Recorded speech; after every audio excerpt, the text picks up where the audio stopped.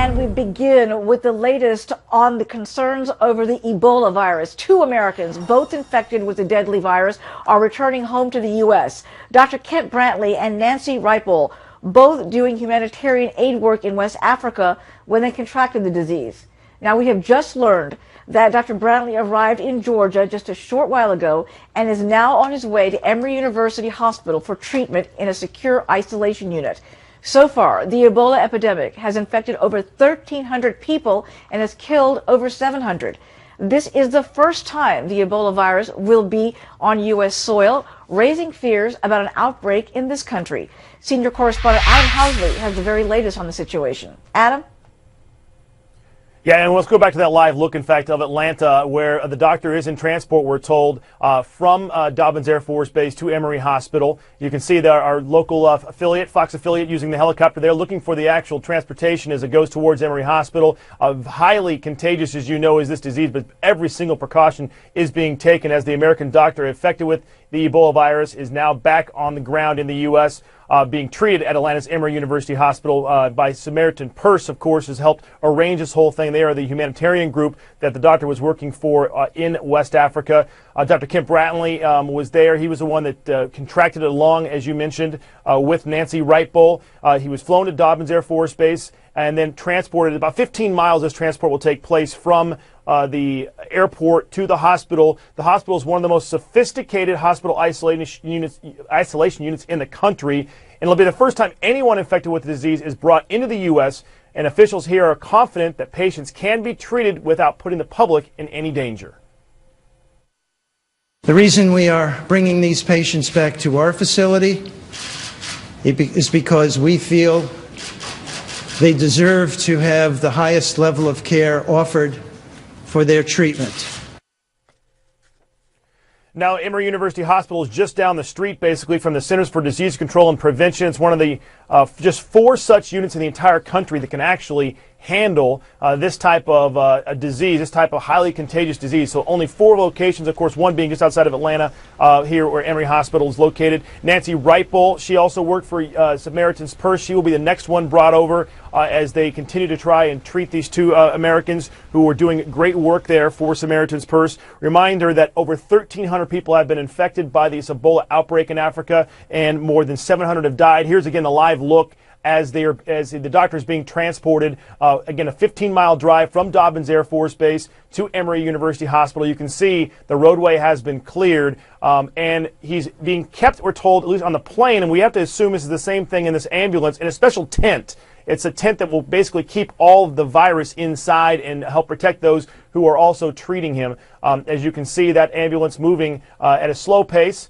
from Dobbins Air Force Base, now on the main highway there in Atlanta, as it goes towards the Emory University Hospital, again, just down the street from the Center for Disease Control. And there's been a lot of people talking about this. You know, Fox first broke this back the first part of this week when high-level discussions were taking place on whether to bring the 2 infected Americans back to the U.S. There was a lot of concern, but they are taking every precaution. And as you heard from Emory University, they believe this is the best way to keep control of this and at the same time try and save the lives of these 2 good Samaritans who are working for Samaritan's Purse. And as you can see, Uma, they're still making their way now over into, looks like, the carpool lane, thankfully on a Saturday, so not a lot of traffic in Atlanta today as they head back towards the hospital. We're told at the most it's a 15-minute drive, less than that actually on most days. Uma? Of course, a lot of questions about why they're being brought to the United States. Emory University Hospital has a very special unit there, and their folks are highly trained when it comes to infectious diseases. Right. Absolutely, and they're the best in the world when it comes to this. And as you mentioned, there's only 4 facilities like this in the country. So when we were first hearing about this on Tuesday, that they were thinking about bringing the Americans back, our first question was, at least my first question to my sources was, okay, what does this mean? I mean, how many hospitals can do this? And I was told much less than 10. Now we know really only 4 can handle this. As the picture breaks up, our helicopter, as it moves over the Atlanta metro area, is going to have some breakup. That's normal. The other thing to keep in mind, too, is there were some issues actually flying these 2 patients. Well, now the first one, Dr. Kent, and then, of course, we have Reipel coming out next. There was a lot of issues actually in other African countries because they didn't want the plane to actually fly over them. There's a lot of worry about Ebola, and rightfully so. They didn't want the plane to land and even refuel. Now, we have been told the plane, again, has landed. We're told it stopped off in Bangor, Maine to get gas. At least that's what one of the reports was today. Of course, we'll have the final route when it's all said and done, because they can try to keep that as low-key as possible, not to worry people and give them any kind of fear, unnecessary fear. But you can see there the ambulance moving along with escorted through the Atlanta metro area, or around the Atlanta metro area, I should say, to Emory Hospital. And there's not a lot of traffic around. I would have expected to see, honestly, Uma, a more police presence, but maybe they were further out from the picture since this has been zoomed in a bit. You can see some unmarked cars there as well. As the helicopter follows this procession that's moving, again, from the airport at Dobbins Air Force Base in Marietta over to Atlanta to Emory Hospital. What makes this story even more compelling is the fact that this doctor, selfless in his work, apparently asked that the experimental drug that was prepared to treat the Ebola virus when he contracted it, that he asked it to be given to the nurse, the other patient, the other U.S. Patient who was going to be coming to the United States, that he wanted her to have the experimental drug and asked that she take it first so that she could hopefully be helped in time. Yeah, and also interesting, the jet that flew them from West Africa, eventually landing at Dobbins, was a Gulfstream private jet that was specially outfitted with this clear tint. We're hearing more about this clear tint. Basically, they help to contain contagious diseases. And because of that tinted situation, only one patient can come at a time. If there's any hope out of this, is that both the CDC as well as Samaritan's Purse say both patients are stable enough to make this trip. Obviously, if they were grave, maybe that trip wouldn't be made. So it's hopeful that they can somehow survive this disease, which again has claimed more than 700 lives so far in West Africa, excuse me, out of the 1,300 that officially have been diagnosed with it. So this evacuation is really what it is, the evacuation of 2 Americans that have been struck with the Ebola virus. And now here again, seeing the ambulance move. Again, interesting, it's a very short drive. The Saturday, of course, being a much easier time to traverse through the Georgia area, through the Atlanta area. And they drive, again, is less than 15 minutes, roughly 10 miles or so, we're told, from Dobbins to Emory Hospital. Doctors in this country are, again, advising Americans not to panic, that this is a situation that they can keep under control. Yet the World Health Organization chief says that this latest Ebola outbreak is moving, in his words, too fast to control internationally. So it does raise big concerns about the implications. Yeah, people may not realize also that the CDC, the Center for Disease Control, even though they obviously are focused on the United States, goes around the world to help in a lot of other areas. They are on the ground in Africa trying to help contain this.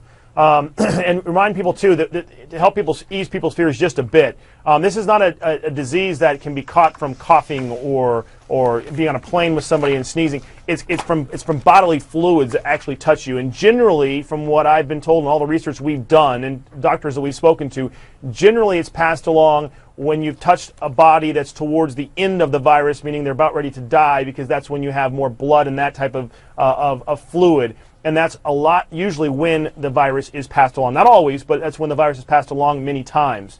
And Ebola, of course, as we know, causes bleeding. So it's a very contagious disease, one we have to be very careful of course, but they say this is one that can be contained if done correctly, and that's why CDC is on the ground in Africa trying to help stop this. And you're seeing, volunteer groups like Samaritan's Purse do work to try and ease people and help survivability, really. Absolutely. Adam, stand by for just a moment, because I want to bring in Bruce Johnson, who is the president of SIM USA, and he apparently knows the patient, Nancy, very well, and he's been in touch with her family. Good to see you, sir. Thank you for joining us. I know you pushed hard for their return to this country. Absolutely, and thank you for that breaking news. It's great news that Dr. Brantley has landed and will be shortly in the hospital, and we look forward to that aircraft returning and bringing Nancy back as well.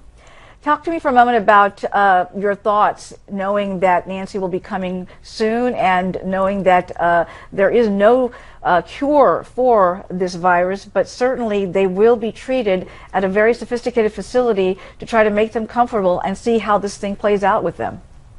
I tell you, we really appreciate that this facility has been made available. Emory Hospital is one of the leading hospitals. They'll provide great care, and it really lifts our spirits. I also talked with Nancy's husband, David, just this morning. I was actually texting back and forth. He's encouraged by this, and both Dr. Brantley and Nancy were stable. Nancy's looking forward to the flight, and we're looking forward to her coming back. Both of them have been receiving great care, though, in Liberia through our SIM doctors caring for them. How long had she been in Liberia? She had been in Liberia 1 year working with SIM, but David and Nancy have been serving as missionaries in South America and in Africa for some 15 years. And very committed, though, to their mission. I'll tell you, they really are. Anyone that joins our mission with SIM and other missions, we talk about the realistic situation, that there are hardships. This is definitely a hardship, and yet they have a resilient spirit. They're trusting God for a good outcome, and we're praying to that end, and we're grateful for really the people of the U.S. and around the globe that are covering them with prayer.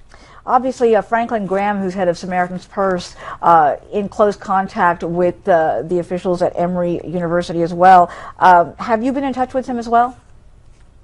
We have not, but we are continuing to make arrangements, particularly that we'd like to encourage Nancy. It's wonderful. I think they have, I saw in the news report, they have glass. One of the procedures is to have contact with friends, family, encourage Nancy and Kent for their full recovery. And even though this is a deadly disease, and we need to be concerned, at the same time, the general public can be rest assured the kind of facilities like Emory, the survival rate just goes up dramatically because of the kind of care that they're receiving there and the kind of care that they received in Liberia. You know, we understand that she remains in stable but serious condition, receiving that experimental drug that doctors are hoping will better address her condition. I find that story of how she received that drug so moving from the point of view that the doctor asked that she be given the drug first. And in talking with the physicians, the situation is there were 4 dosages that were flown in, and between Dr. Kent and Nancy and their physicians, they all decided that Nancy would get 3 of the doses and Kent would get 1 dose. And from what you're hearing, what impact does this experimental drug have on a situation like this when we know there is no known cure? You know, we haven't seen what the results are yet. The good news is that for both of them, there's really been no deterioration in their condition. We don't know if that's the result of the drug, the prayers of God's people, or where they are in the cycle of this Ebola virus. It's very unpredictable in terms of one day up, one day down, but I'll tell you, our thumbs are up that they're doing well today and the last few days. In case you're just joining us, you're taking a look right now at live pictures from Atlanta of the ambulance that is making its way to Emory University Hospital, where the doctor will be treated for Ebola there, and in a special isolated unit that with highly trained personnel who are very familiar with infectious diseases and will be keeping close watch. Talk to me for a moment, sir, about the impact this has had on the work that's being done in Africa right now by your organization. Yeah, thank you. Matter of fact, this is another amazing story. A doctor flew in, arrived there yesterday. He was willing to go into this situation, and SIM has another doctor that will be leaving just shortly to be able to go into Monrovia. The situation is such that trained medical workers are desperately needed, and I've really been encouraged by the outpouring, particularly of the World Health Organization. I heard a report that $100 million to help get people in there is needed, as well as our doctor is going in to assess. We have Liberian staff and other staff that are working there. Our hospital is temporarily closed down, but we're looking forward to getting it restarted and really providing care for the Liberian people. So our work will continue there. Your work is continuing, and you're encouraged by the fact that people are actually volunteering and saying they want to go down to Liberia and be part of the work that's happening right now, and they are not afraid of what they may encounter regarding Ebola. Uma, that's a great point, that this disease is not something to be feared. It's something that through proper precautions can really be taken care of. And I so appreciate how the experts from CDC, Emory, and other outlets, even the President of the United States, have really come out in the proper way to really help us in the U.S. understand what this is. It definitely is a unique story for the first time that someone, two people with Ebola have been coming in to the country, but really this is nothing to fear. We have the kind of infrastructure of healthcare that will be provided, and I look forward to seeing them. I would have no problem going in to the hospital and being able to visit them. It's a wonderful point indeed. Adam, let me bring you back into the discussion. Tell us more about the hospital, the facility there, where these two Americans will be receiving treatment. Yeah, and as you can see, Uma, we've been following the ambulance through our local affiliates helicopter. They're very close to the hospital, and they got off of I-85 North and now are on surface streets as they approach Emory University Hospital. Now, we're told that they have a special infectious disease unit away from the main hospital, so that actually separates themselves out. That's why this is one of 4 facilities in the country that is prepared to handle this type of infectious disease. And also what I found is interesting that in that specially built unit, they have their own lab. So no lab samples at all will ever have to go to the main hospital or anywhere else for that matter. They can stay and be contained specifically at that location. So that's where the doctor will be brought, as well as Nancy Wrightbull. She'll be brought there as well to this specially designed unit to handle this. Again, first time that Ebola has been brought into the U.S., but it's being taken to a location that's very well contained. Interesting to see as they drive through the Atlanta area. And I still have not yet seen police cars. I mean, we've seen some unmarked that might be along with them, but I was a little bit surprised, I think,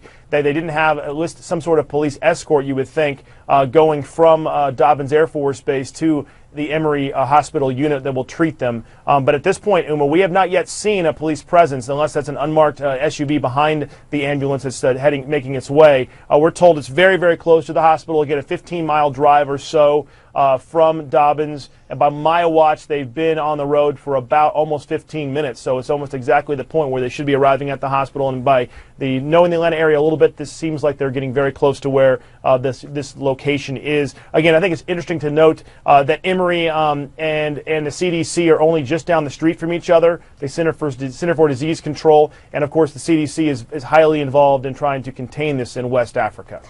Tell us again about the condition of the doctor at this point. What do we know in terms of his responsiveness, and at what stage that this virus is spread?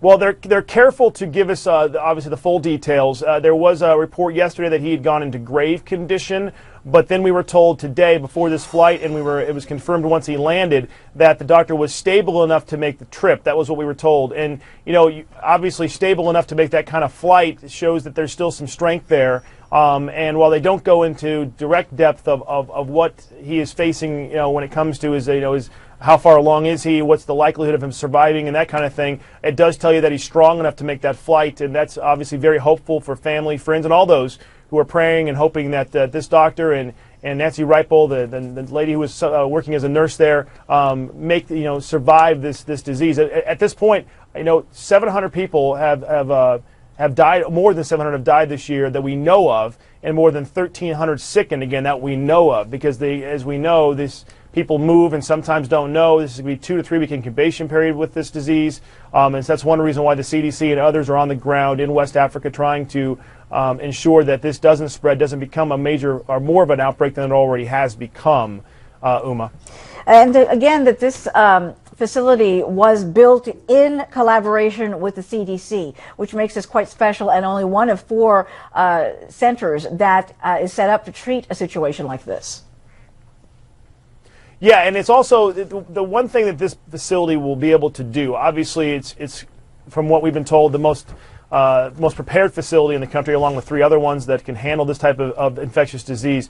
But if anything, if any place in the world can help these 2 patients survive by making them more comfortable and by trying every kind of treatment available, it is this facility. So if you're obviously a family or friend or someone who's praying for these 2 individuals, I mean, this is where you want them to go. At the same time, there obviously is a lot of concern from Americans. I mean, when we first reported this earlier this week that this might take place, that they might be brought back to the U.S. for the first time in the country's history, there were a lot of people that were questioning whether that was a good idea.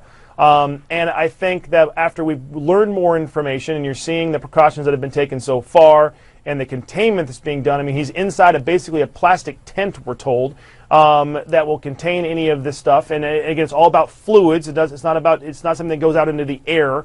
That is, those are things that should help ease people's fears, and hopefully this can be contained in West Africa at the same time. As we move towards the hospital, of course, we are expecting a press conference at some point from the CDC and the hospital once the doctor has arrived and been taken in and taken into the facility where he will be treated. We haven't yet been told exactly when we expect the plane to return with Nancy Wright-Bowl. Again, it's a private jet that's doing this flying. That's Adam, let me jump in here for just a moment. To be able to handle this. Adam, we're learning that the plane has left to bring the other patient here to the United States. Okay, good. So obviously the plane is going to head back to Africa and then bring her back. So it's going to be somewhat of a trip if you think, the layover time and having to stop and refuel along the way. So it'll be sometime, probably another day. Well, I got the flight to West Africa, I think is 15, 17 hours, something like that. The Gulf Stream is going to have to stop and get gas, you figure. So it's probably a 20-hour trip just to get there.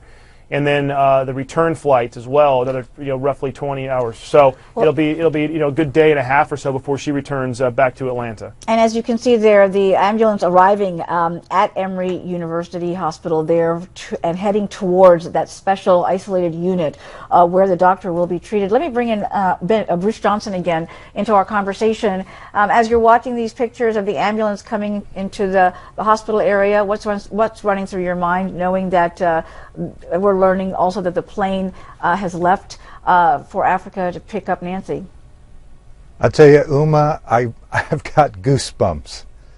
It's so great to be with you because I'm getting this update. Excuse me.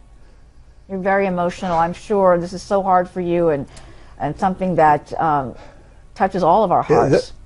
Yeah, it's those are tears of joy.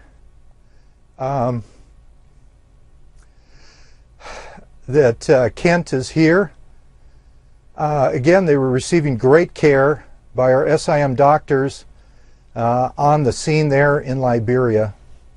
But there's something about having them come back and be with their loved ones.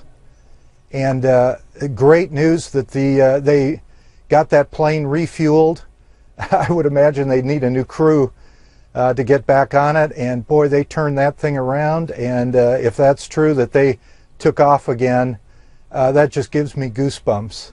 And yeah, I know this is something that is a very emotional story, as you point out, for these individuals, for their loved ones, for their families, for people like you who have been very close to them and have worked alongside them. And we wish you all the best, and we wish them the best, of course, as they begin this new journey and this part of, taking part in the situation where they're going to be treated for this deadly virus.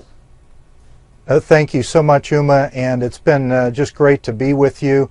I really appreciate the word that you're getting out to help our neighbors across the U.S. know that they can pray, they don't have to be fearful, and Emory CDC really is doing a great job. Really appreciate your help with this. Oh, listen, we want to get the word out. Certainly this is a story that has drawn attention around the world, and a lot of people are very concerned, of course, about the implications for having the Ebola virus, technically here in the United States, even though the doctors are saying the chances for it spreading here is very, very slim. But certainly a situation where the World Health Organization is calling a major concern, because as we've been pointing out, more than 700 people have died, and it's a deadly virus that is spreading in a very big way. For our viewers there, you can see the police car there. The ambulance has stopped, and we expect that the doctor will be transported from that ambulance to the special facility in that isolation unit. And from what we're hearing and what we're reading is that these specially trained individuals will be having to wear special suits and masks and gloves, of course, if they're going to come in contact with the doctor in this situation. Adam? Yeah, reminder all our viewers, this is not an airborne virus, so it's all about touch and not touching any fluids.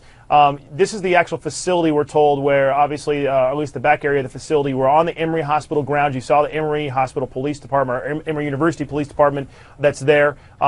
In this facility, again, on the hospital grounds, but separate from the main hospital. That's a key point.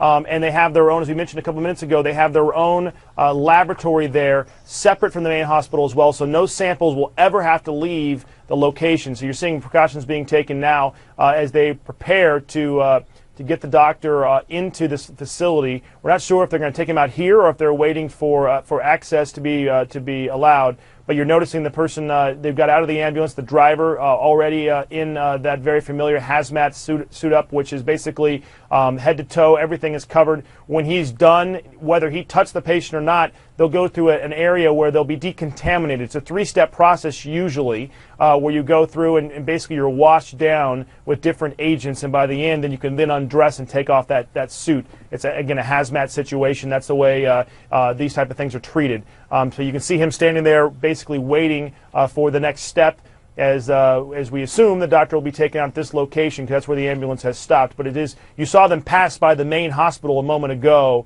and we're told again that this facility, especially built along with the CDC, is just it's nearby on the same basically hospital complex, but not in the main hospital. So that's what we're assuming they've stopped right now, Uma, as we await to see the next step where the doctor will be taken inside. Do we know when this unit, this special isolated unit, was last used? We don't. It's a relatively new unit. Again, when we first heard this might happen earlier this week, our source, or my sources that told me this was being considered, they said there at the time had much less than 10 facilities like this in the country, and now we know specifically really only 4 can handle this. We did expect one to be in Atlanta. Here we go. You see the back door opening now of the ambulance. Another medical personnel or medical individual stepping out in full hazmat suit. You're noticing it. See, he has a breathing apparatus on as well. Looks like, Uma, where they'll take the doctor out. I'm curious to see if he is in this plastic tent that we've heard about, which helps contain everything. And they'll have to obviously decontaminate this entire ambulance as well. So maybe they're not getting him out here. I'm not sure. Obviously, we're speculating at this point to see what the next step is. We know the step is to bring him into the hospital. But we clearly see people. We see these individuals in their hazmat suits, and they're obviously carrying something very carefully. This could be. Yes, or this could be. I mean, is the patient able to walk? We don't know. That's a good point. We know he's obviously in a very serious condition. They're obviously helping each other over. So I'm not sure if one happens to be the patient or if this is they're carrying something. Obviously, we're speculation as we're watching this from our local affiliate WAGA with their helicopter above the Emory Hospital facility in Atlanta.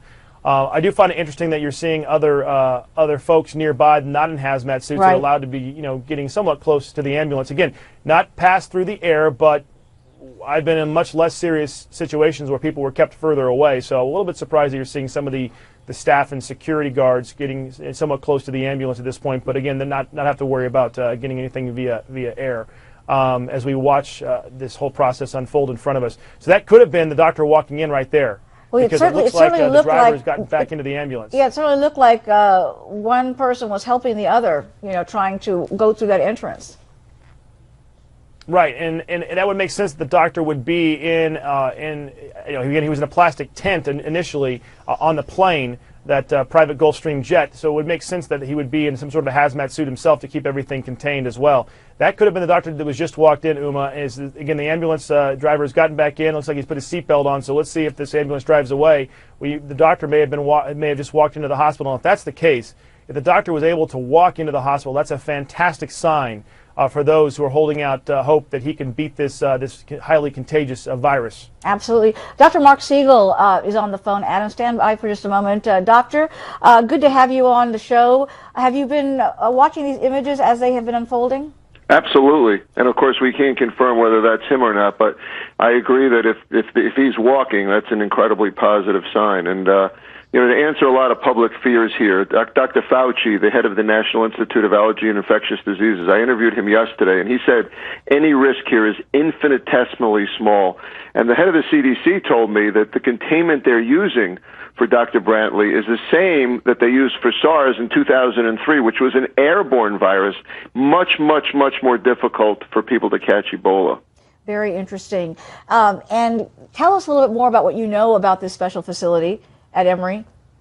Well, it's one of a kind almost. There's just a couple of them in the country, and really, for viewers, it would be people will be wearing like spacesuits. If anyone, and that's kind of out of the movies, anyone that goes near the patient will be completely in a kind of a spacesuit with a mask, gloved, and there's no chance that they would come in direct contact with the secretions, which, as everyone knows by now, it's really the secretions that transmit this virus, be it stool or vomit or saliva, but which is less likely, or blood. So the chances are extremely slim that they would actually come in contact. They're using very, very strict decontamination precautions. And we're now seeing, we're taking a look again at the video that we showed you just a few moments ago, which we believe could be the doctor arriving at the hospital there. This was video that we showed just a few moments ago, and being escorted, this individual is being escorted by another person. Adam, you have a question for the doctor? Yeah, Doctor, we've heard various reports about his condition, and watching this video again that just happened moments ago, we're repeating it now on Fox, as you see two individuals walking in. One looks like he's a medical professional. The other one, as we watch it a second time, really does look like somebody who is sick, who's also in a hazmat suit. Doctor, you obviously know and done a lot of work on this. The fact that he walks in, you said it a moment ago, is a hugely positive sign. But Ebola, I would assume, because it attacks internally, if he was walking, that means he's made some great progress. There's no question about that, Adam, because the way Ebola works is it deactivates the immune system. You don't respond to it, and you end up with total body organ failure, liver and kidneys shut down. I mean, that's the main issue, and for him to be able to walk, it would almost be that he must already be in a mode of recovery. The other issue here is that I'm aware through my sources and through Dr. Fauci at the NIH that they're considering using some antibody treatments here that are useful against Ebola. And another reason that we may benefit from him being here, I know there's a lot of fear and concern, obviously, but perhaps physicians can learn something from actually treating him here that could be useful in other cases if they appear. Doctor, thank you very much for your insights. We really appreciate it. I know you're going to be keeping a close watch on the developments throughout this afternoon. Also, we've learned, of course, that the plane is on its way to pick up the other patient who will be coming to the United States, Nancy Wright-Bull. She's going to be arriving hopefully within a day or so. Adam, thank you very much for joining us with your perspective on all of this. We're going to watch this throughout the day, and we ask you to keep it here on Fox for any late-breaking developments on this story.